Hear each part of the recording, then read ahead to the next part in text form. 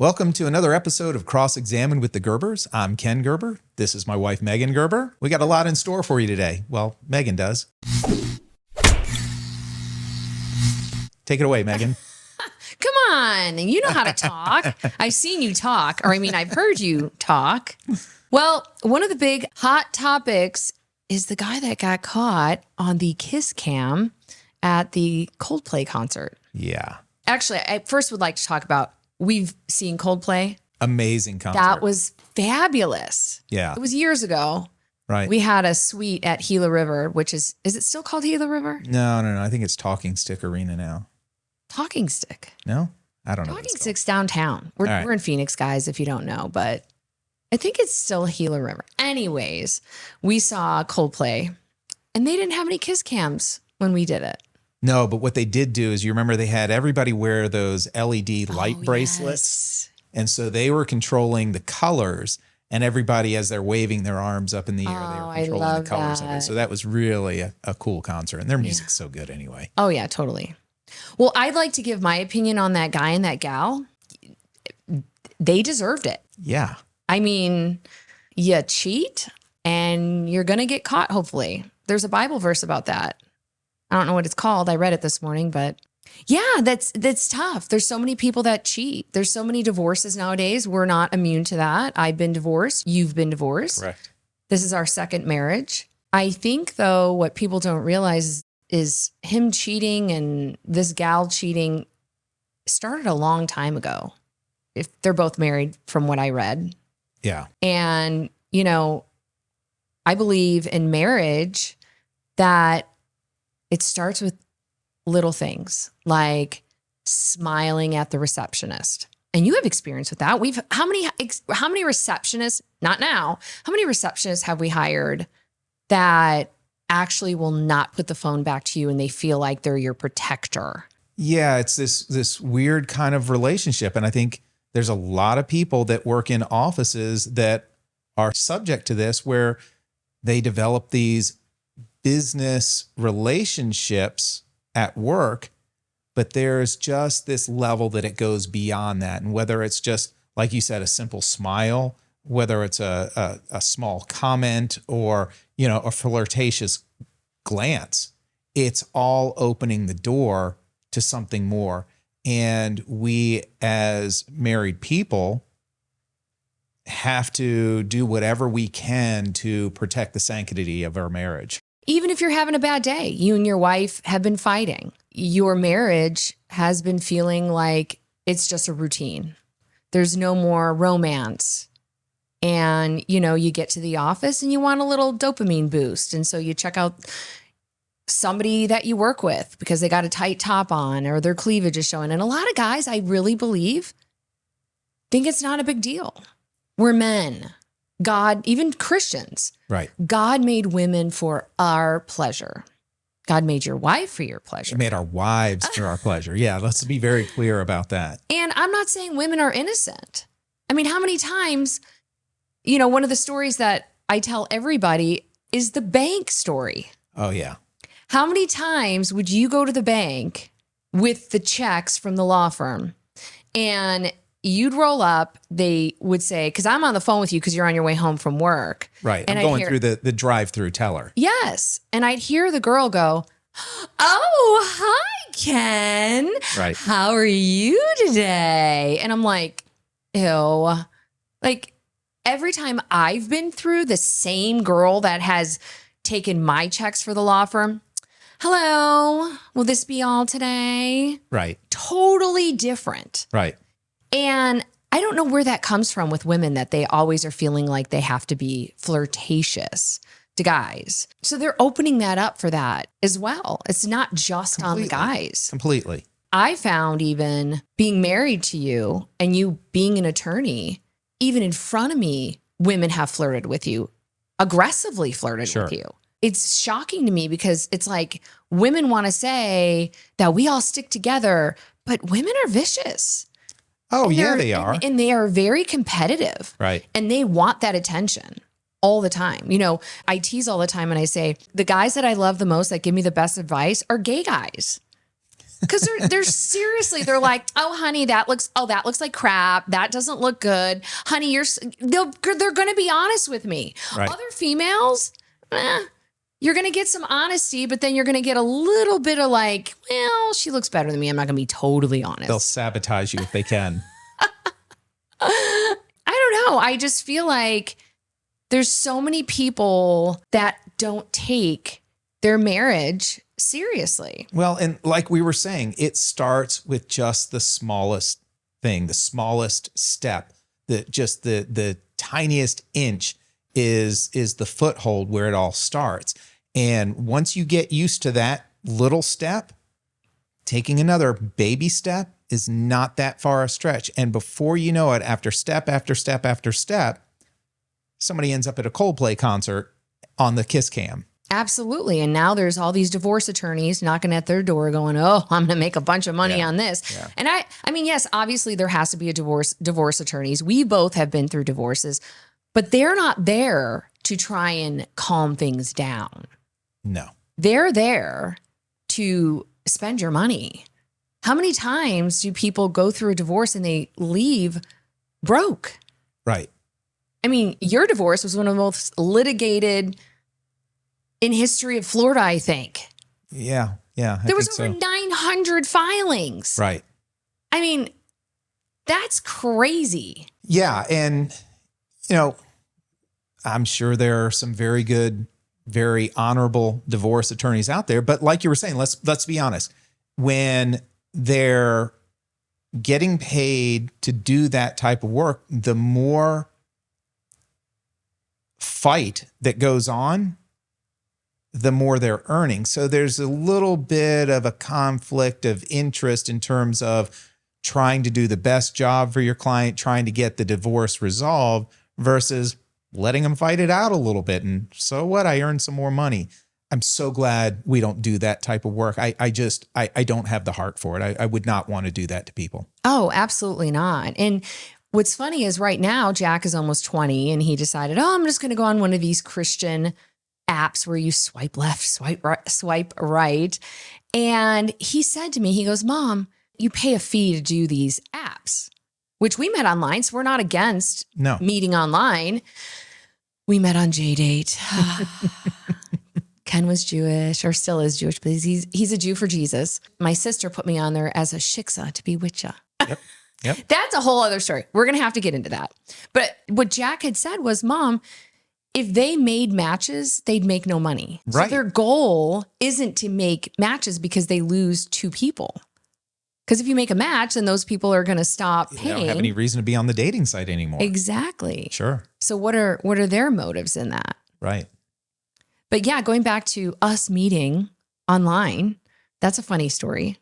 Well, we both went through divorces. So let's get into that a little bit. Yeah. Your divorce, and let's just be real. You said you kind of knew when you walked down the aisle that you didn't really love her. She had pushed you quickly she had just gone through her second divorce. Right. And this was like February of 2007. Yeah. And No. 97. And 2007. 97. Yeah. And you guys were getting married already by August 2007. Right. It was very quick. It was very rushed. And I definitely, that day, getting ready to go down the aisle, I was thinking to myself, what am I doing? But for whatever reason, I felt too committed to it to do anything at that point. And so I went through with it. It was a horrible decision. But look at there's other people out there in your position that can hear you speaking about this right now. Yeah. You didn't want to cancel it because we're already here. The wedding day is here. Right. The money spent, the people invited, all the plans made. And the disappointment. Yeah. Of saying, I made a mistake. Right. But looking back on it now, not that you would ever give up your kids that you don't get to see because of parental alienation. We never want to give up the kids that were born out of this. No, but definitely not. You look back and look at all the heartache you could have avoided. Right. By stepping up and saying, hey, this is not the right decision. Yeah, a lot of woulda, coulda, shoulda, honestly. And then what happened? You weren't happy in your marriage. No, and I made some horrible, horrible choices. I was not faithful in that marriage. I went about everything the wrong way. So a lot of people are in your shoes. You're not alone with that. What made you reach out? What were you looking to get filled by this girl you ended up cheating on with your ex? What were you looking to have happen? Because I know that for you, you were cheating for years. Yeah, honestly, it was trying to feel some attraction, trying to feel like somebody was attracted to me, trying to have some fun. I had a lot going on where I was just not happy overall because of the decisions that I made. And so I was looking for something.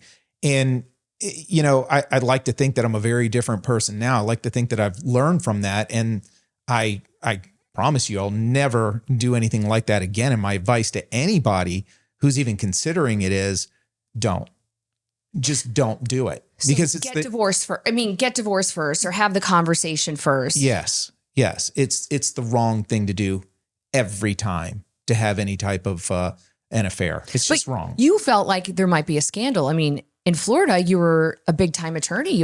Your face was all over the phone book. Right. You were everywhere. Right.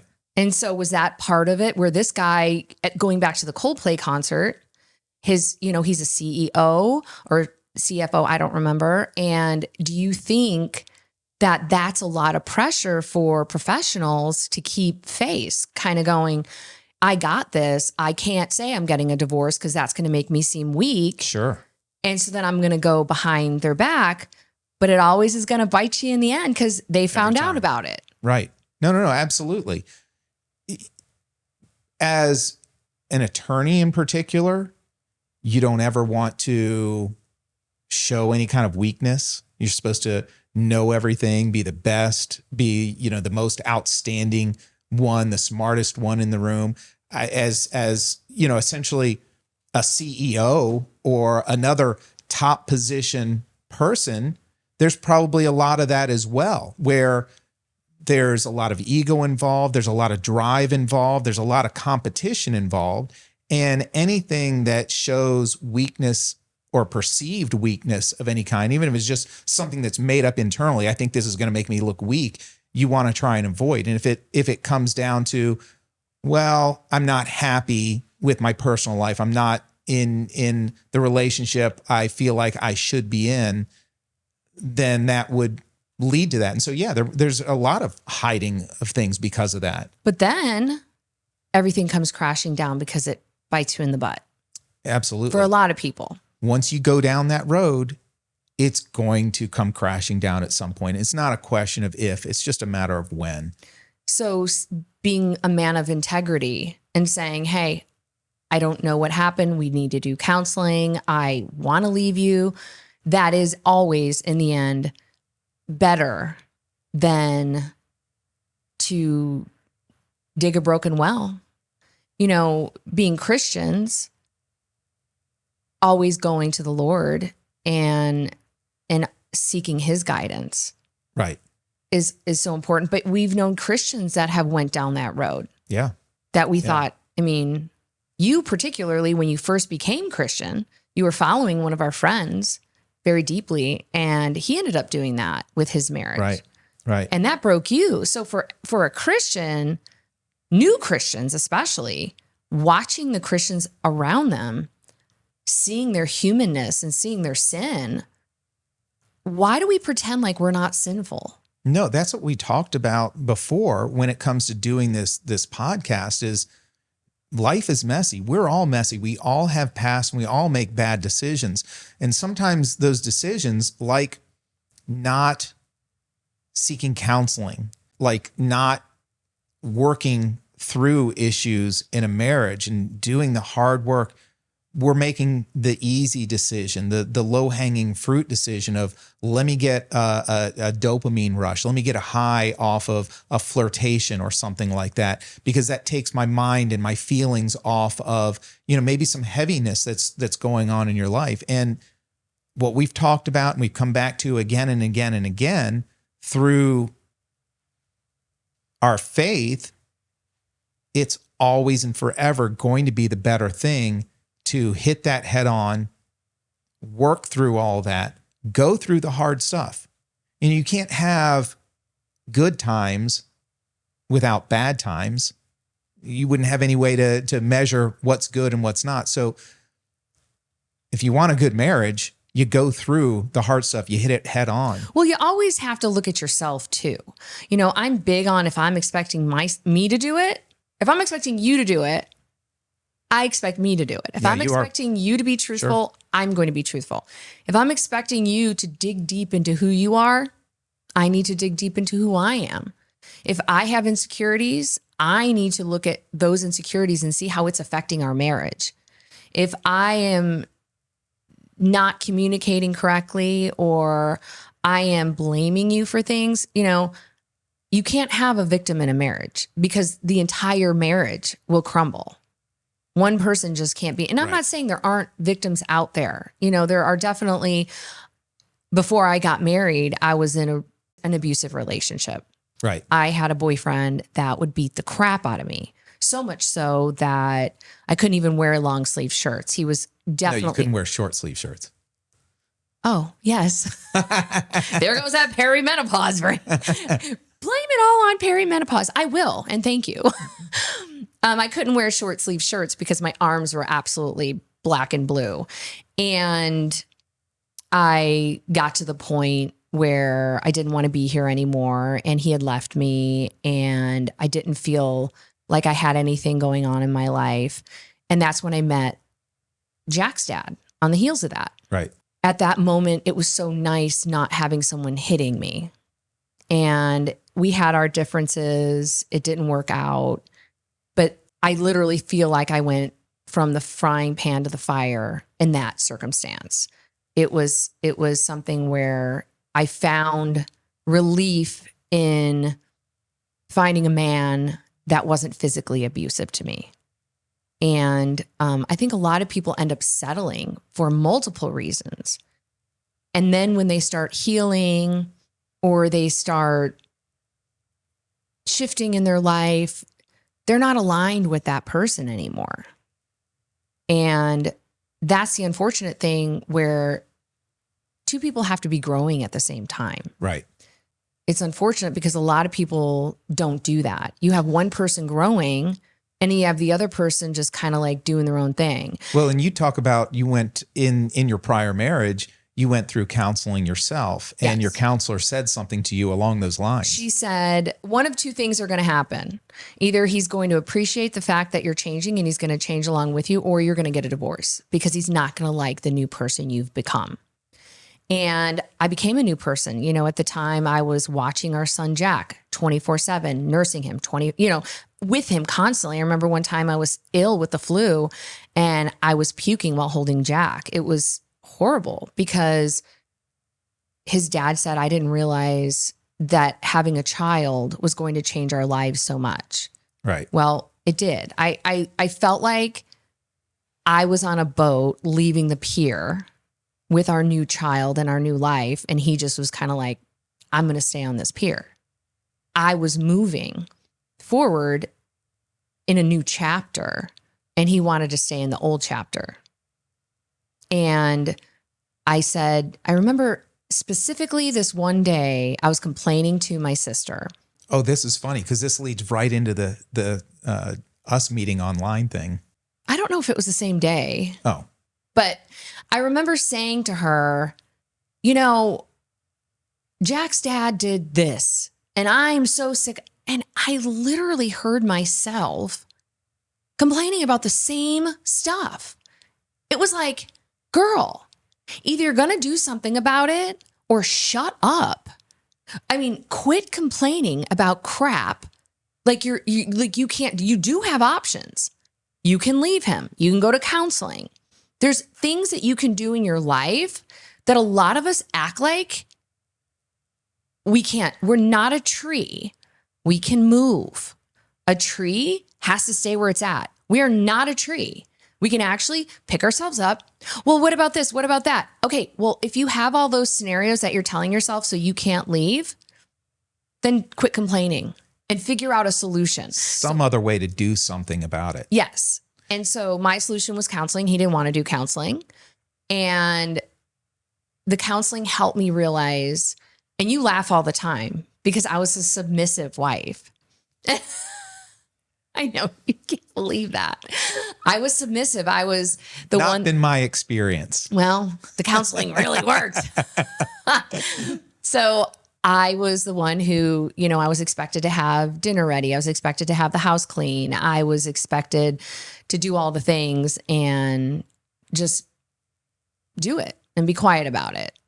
I was so desperately didn't want him to leave me because I have abandonment issues. Not that I was abandoned as a kid, but emotionally, I feel like I was abandoned in multiple situations by my parents. I think that's why I was abused too by the guy that I dated before him. I think there's a lot of people that are willing to put up with things if they have low self-esteem issues. So going back to all of that is working on us is key, but then working together is absolutely critical. Right. In any marriage. Right. And so I ended up going for counseling.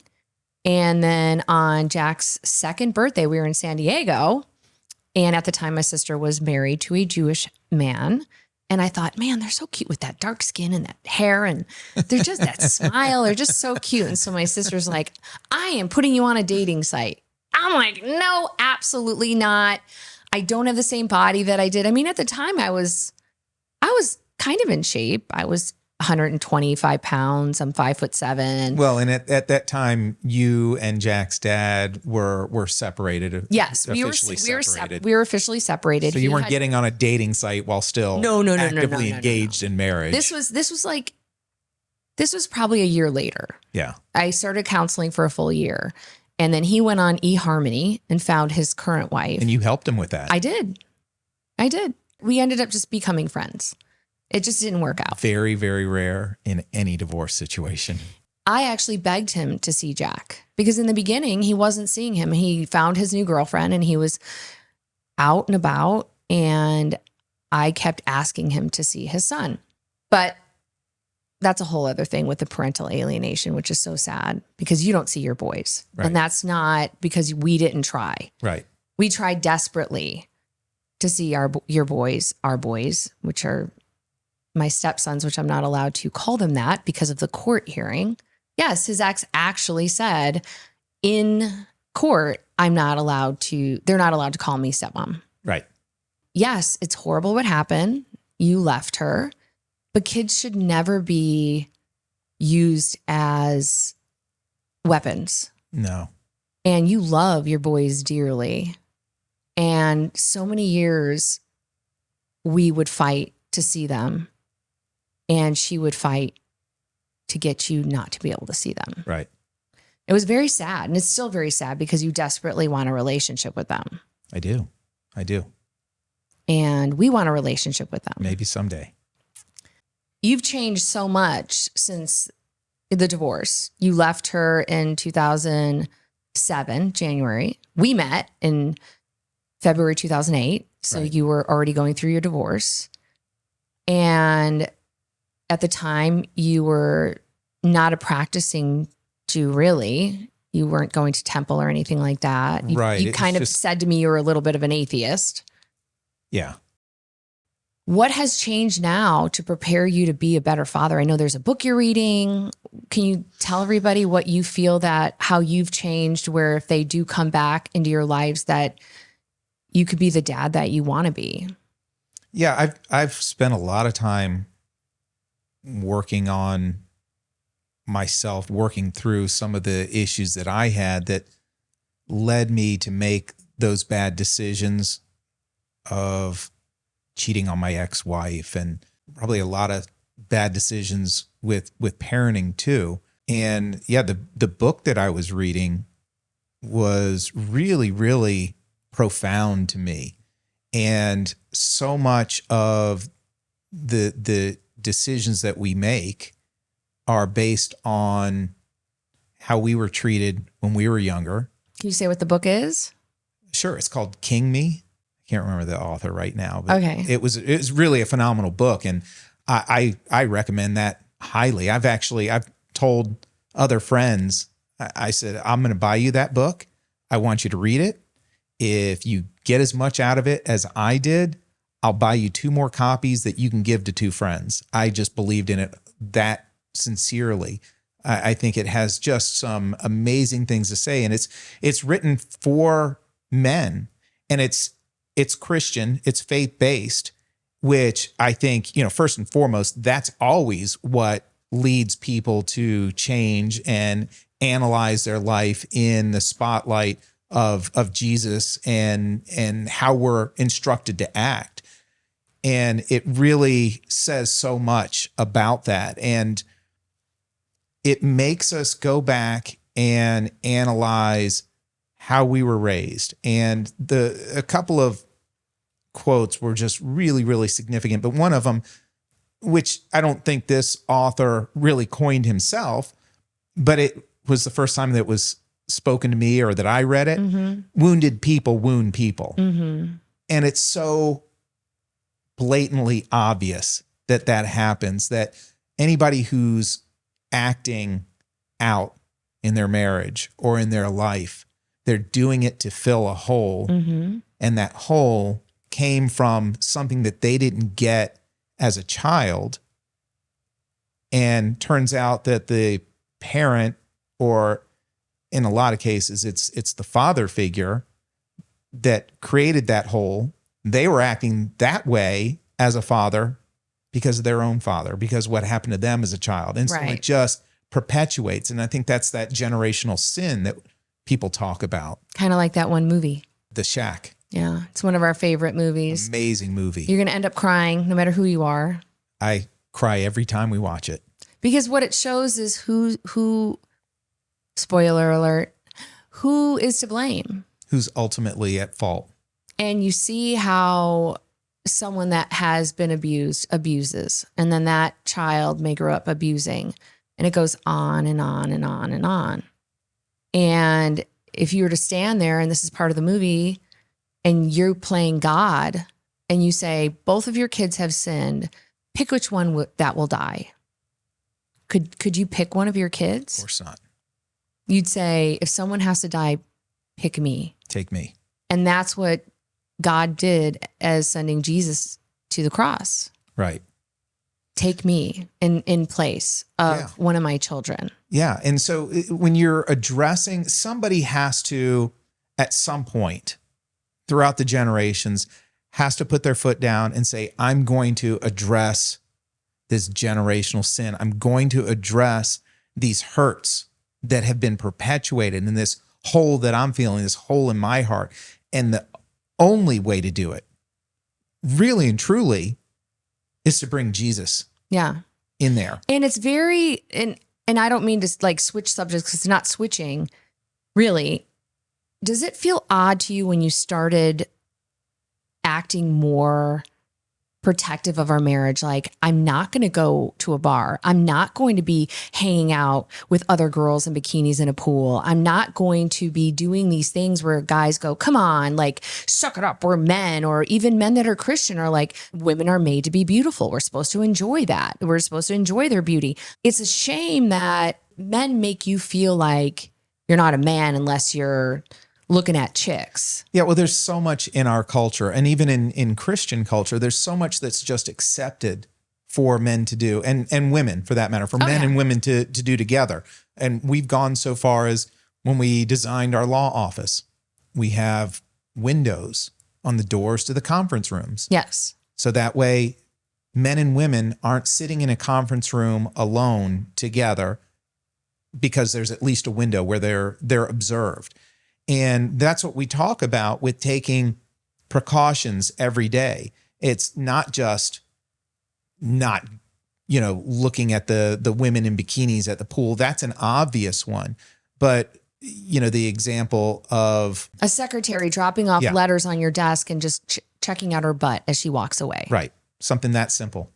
Because you're definitely not checking out the guys' butts. I mean, some may. No, but. and that's what you always say is if it's not something you would do with somebody of the same sex if it's not the same tone of voice, if it's not the same look, if it's not the same way you would dress, if you're just going to be around people of the same sex, then you've got to really look at yourself and decide why that is. And a lot of people would think that maybe we're uptight, but we have something fierce to protect, and that's our marriage. Without a doubt.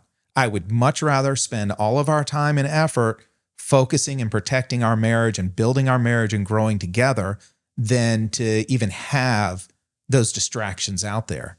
And it's a fight. It's a fight to make sure that you don't get distracted. And it's worth it. It definitely is. And I was watching TikTok the other day, and Bethany Frankel, she mentioned something where she said, you know, you have these guys in their late 50s deciding they're sick of their wives. Their wives don't look young anymore. Their wives are nagging on them. And it's not just their wives' fault that they're nagging. It takes two to tango. You know, both Sure. of them are involved in this.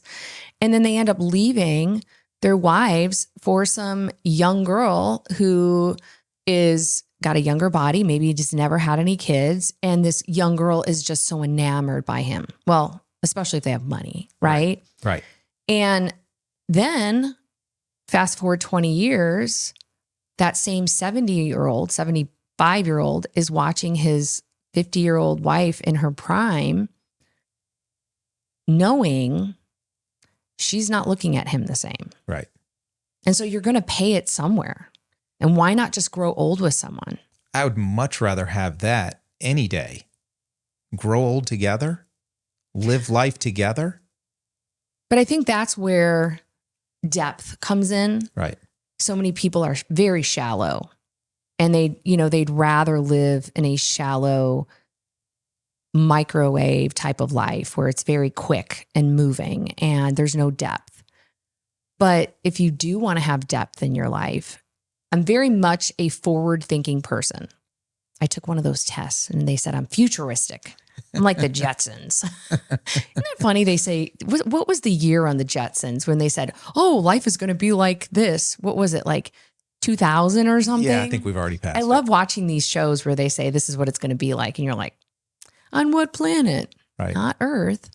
But I forgot now. I don't know. You're talking about the Jetsons. Now I'm distracted by that. What was I saying before that? You're very futuristic. Oh, yes. You're forward thinking. Oh, yes. And so I teach the kids, and I always say to them, what you're going to do today, you can't live with yourself 5 years from now, that you did that, I wouldn't do that. Right. Great advice. If you can't look back at yourself 5 years from now and say, guess what? This could possibly come out. I'm going to be known for this. If you're going to, the kids being young and having their virginity, you know what? That bell can't be unrung. No. And I know a lot of kids are very sexually active, even Christian kids, more than I even could imagine. I'm hearing about 7th graders having sex in school bathrooms. Right. You're like, what? That's just crazy to me. But I believe that we need to take a step back and a breath in our lives and go, if I do what I'm about to do and it comes full out that I'm doing this, where will you be in 5 years? And is it where you want to be? Exactly. And it's even more so now with everything on social media, so much that the kids are posting online, it never goes away. And we've talked about this as employers at the law firm. Somebody comes in and applies for a job, you're immediately investigating them and looking back to see what they're like. Absolutely. Your little cat outfit with your pot smoking picture and, whatever you're doing, I'm going to go look at your social media page. Right. And if you're somebody that I wouldn't want one of our clients to look up and go, oh, so-and-so works at there, I'm going to go look them up.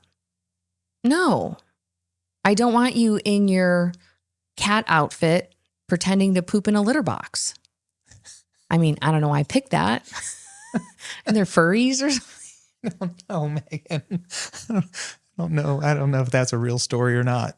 It's not, but I mean, I guess it's possible. It's kind of like I remember somebody interviewing and it was very off-putting, their social media. Let's just put it that way. Right. Yeah. So do you like bologna sandwiches? I do. Thanks for asking. How about you? I do. You know, I used to make bologna sandwiches as a kid with mayonnaise, Wonder Bread, Yeah. and then I used to put chips. And then you get the sandwich and it crunch. And I want a bologna sandwich now. That sounds great. I don't think we have any bologna. Dang it. We need to just Instacart some. Isn't that so crazy with Instacart? Anyways, I got off track. We're kind of addicted to Instacart and DoorDash. Yes. It's so easy just to be like, hey, I want this at my house right now. Kind of like feeds your shopping addiction. My shopping addiction. Yes, it does. Thank you for pointing that out. I appreciate that. You definitely have a shopping addiction.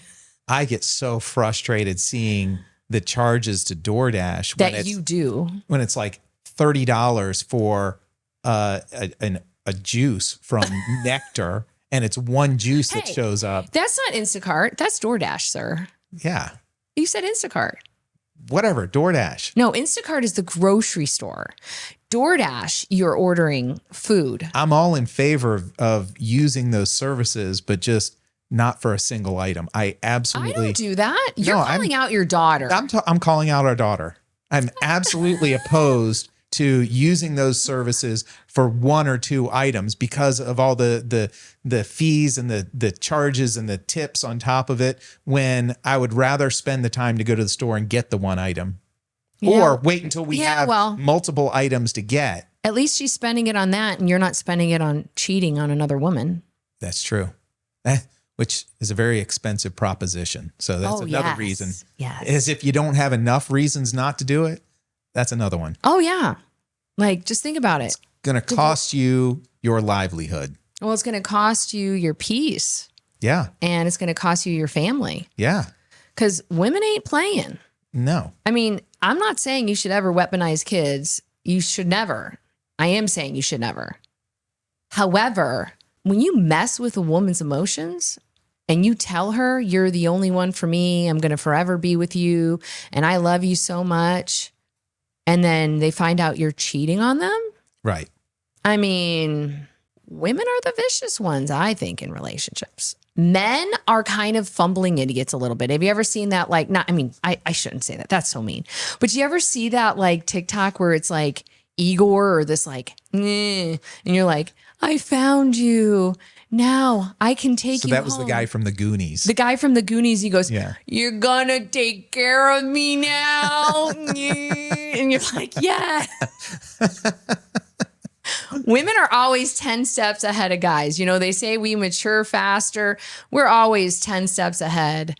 And, you know, you don't think that we don't have it already in our mind, man. If that guy cheated on us. Phew.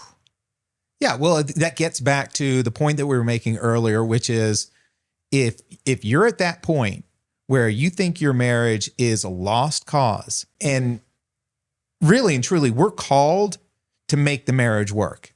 And there are some times where you try everything, you do everything, you get counseling, and it doesn't happen. And we've been divorced, so we're not sitting here in our ivory tower saying nobody should ever get a divorce, but it's something to be avoided. But there are times where relationships get to that point and it's time to call it off, whether it's an abusive situation, which by all means, get out of an abusive relationship. Sometimes it's not. Sometimes I think there's people out there that really love their spouse as a friend and think, I don't want to break their heart, but I can't do this anymore. Right. I don't think I can physically be with this person anymore. It will always be the better choice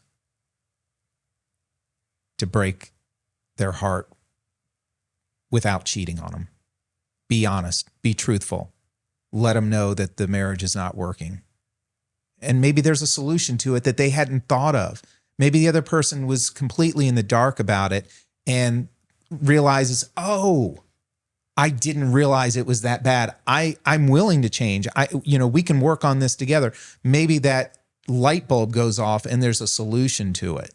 Yeah, they're just clueless about it. They're clueless that, the socks next to the bed is annoying the woman that much. Somebody make a note of that for me. It doesn't bother you.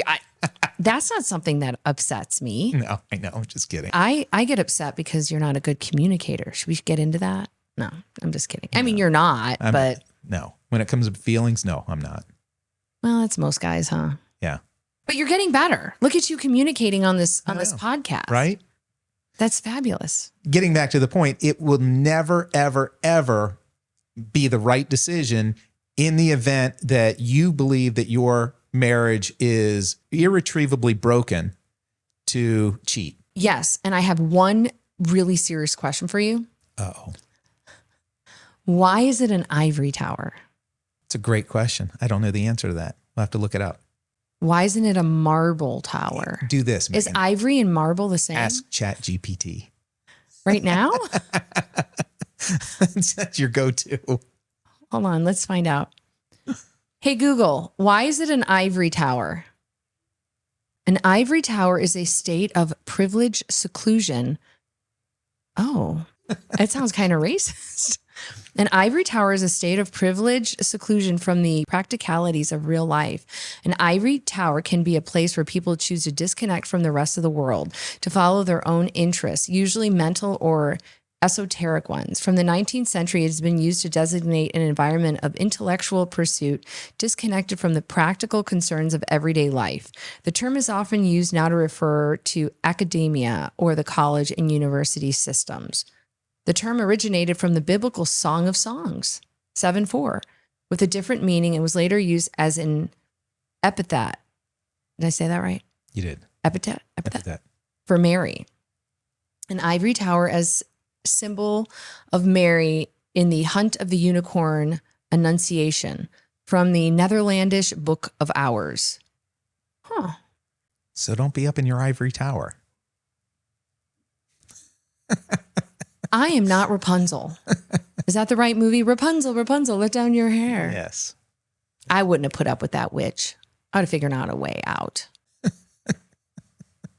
So, Ken, is there anything that I could change in our marriage that would make you happier now that we're here and you're on the spot? Geez, that really puts me on the spot. I can't think of anything. No. Oh. No, I'm happy. Oh. Well, thank you. I'm not asking you the same question. Why not? Why not? So it's probably hell for going back to the guy and the gal from Coldplay. There's no question. Well, you know what's funny is Skyla or Jack, somebody said, if they didn't move and act all weird, no one would have probably known. Yeah, but that's their guilty conscience. And that's them setting themselves up for failure.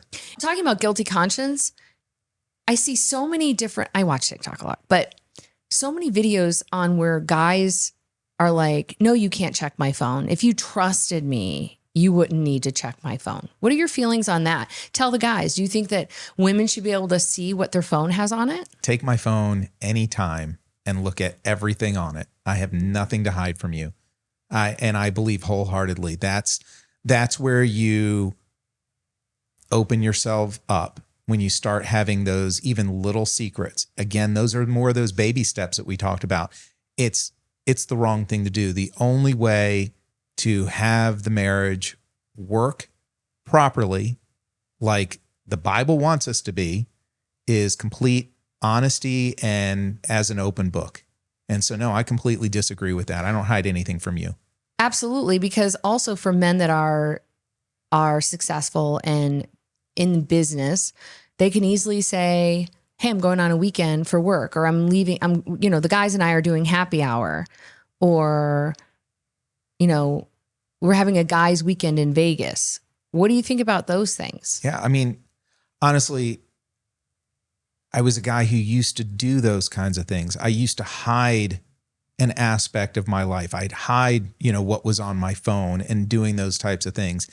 It's all a mistake. It's all the wrong decision. It only leads to destruction. We're all subject to making those bad decisions. We're all subject to attacks, from the spiritual, the demonic world that suck us in. And I firmly believe that so much in today's society with our popular media the way people dress, the way people act. It's all a gateway, and it's this downward spiral that ends in porn addiction that detracts from the marriage. And you've got to have accountability so that you don't fall victim to that, so that you protect yourself, you protect your wife, you protect the marriage. What about guys that are out there that are going, Ken, porn has saved my marriage. Me using porn has kept me from going out of my marriage physically. Is it the same thing as physically cheating if you're using porn?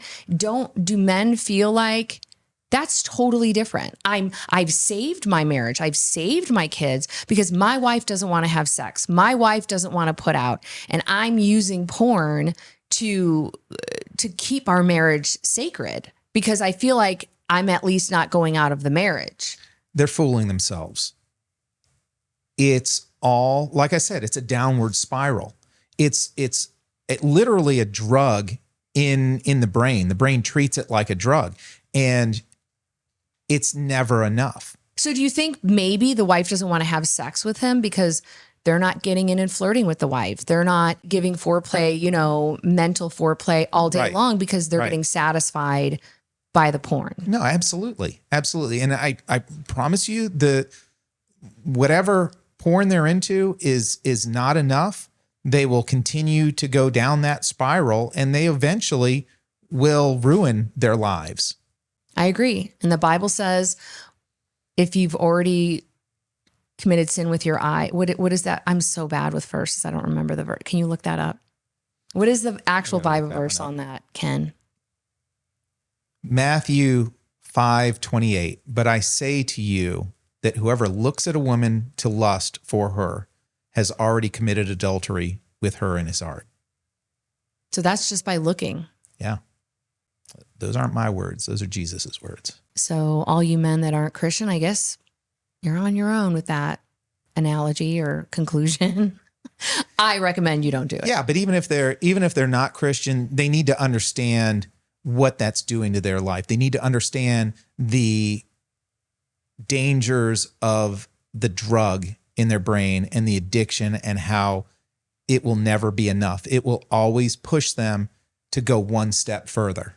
Yeah. Eventually they will want it physically. Yeah. And they're looking at a woman that looks nothing like their wife. So Right. of course there's going to be less attraction. Right. We're very, very careful about even the things that we watch on TV. Yeah. We watch VidAngel. Well, I think we have gone over time today. This is a very interesting subject that I think most of America and the world can relate with. Right.